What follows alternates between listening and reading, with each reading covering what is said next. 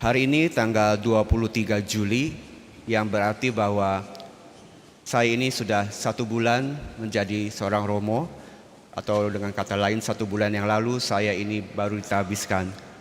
Tentu kalau saya ini ditanya apakah selama 1 bulan ini saya sudah mencapai apa yang saya inginkan, apa yang saya mau, setelah saya melewati masa formasi sebagai seorang calon imam 13 tahun, tentu jawabannya adalah ya. Banyak hal baru yang boleh saya terima, banyak berkat yang boleh saya terima dari Tuhan dan dari juga sesama. Tapi tentu keberhasilan ini jangan dijadikan sebagai sebuah keberhasilan yang semu, yang hanya memberikan kebahagiaan yang semu pula. Tapi semua keberhasilan saya ini tentu harus dilihat, di balik keberhasilan ini tentu ada jatuh dan bangun. Jadi selama 13 tahun menjalani formasi, tentu banyak hal, peristiwa-peristiwa yang mungkin tidak menyenangkan, ada kisah kegagalan dan juga ada tantangan yang telah saya lewati bersama Tuhan. Harapannya tentu semua hal yang tidak menyenangkan ini dijadikan sebagai cambukan, sebagai suatu acuan supaya ini terus menjadi lebih baik lagi. Jadi tabisan yang saya terima itu bukan akhir Bapak Ibu, tapi bagi saya adalah awal sebuah proses untuk terus mencintai Tuhan dan mencintai sesama lebih lagi. Jadi semua hal yang sudah menjadi perjuangan atau hal yang sudah dilalui selama masa formasi itu harus dijadikan bekal untuk saya untuk melayani Tuhan lebih lagi. Jadi sama halnya juga mungkin Bapak Ibu di sini atau saudara-saudara sekalian yang menjalani hidup perkawinan. Tentu sebelum menikah ada masa yang disebut masa pacaran, di mana kita ini saling mengenal satu dengan yang lain, saling mencintai satu dengan yang lain. Tentu setelah akhirnya menikah, tentu pernikahan itu bukanlah akhir dari Bapak Ibu ini mencintai pasangan Anda.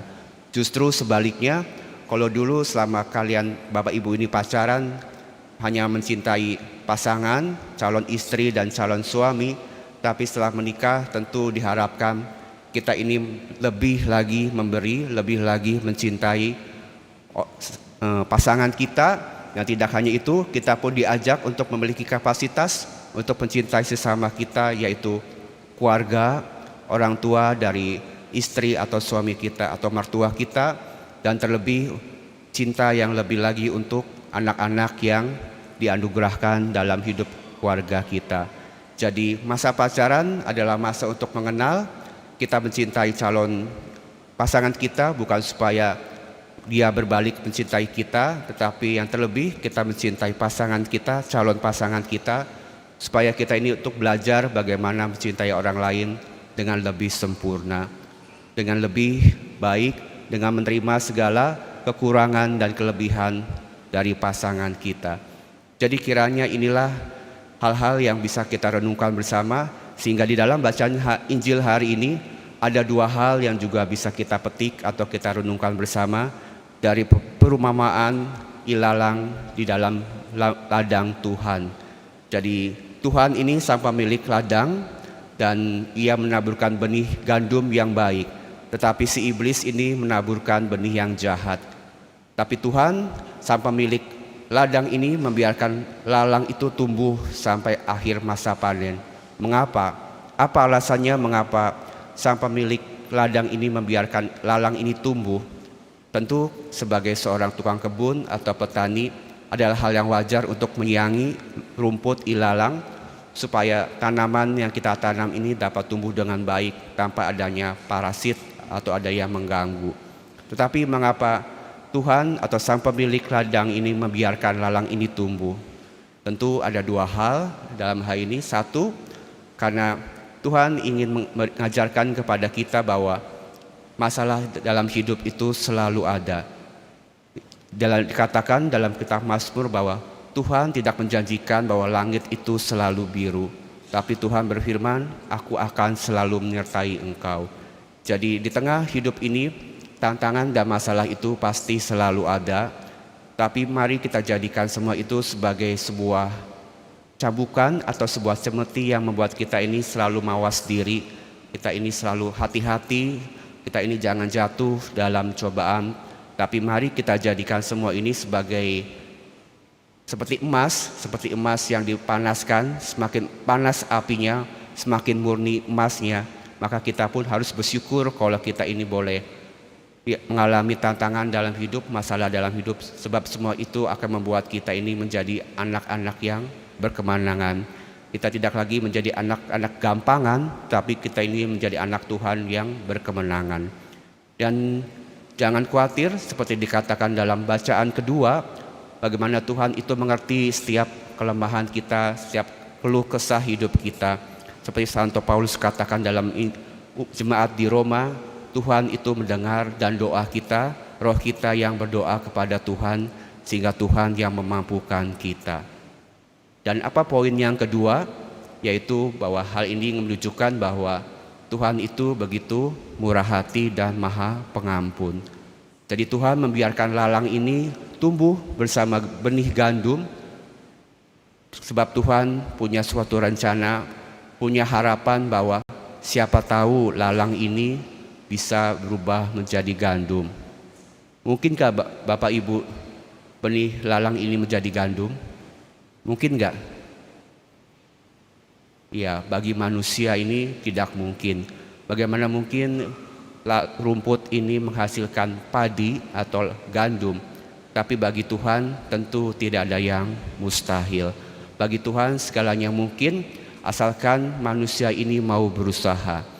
Jadi kalau kita ingat kemarin tanggal 22 Juli itu adalah hari peringatan Santa Maria Magdalena.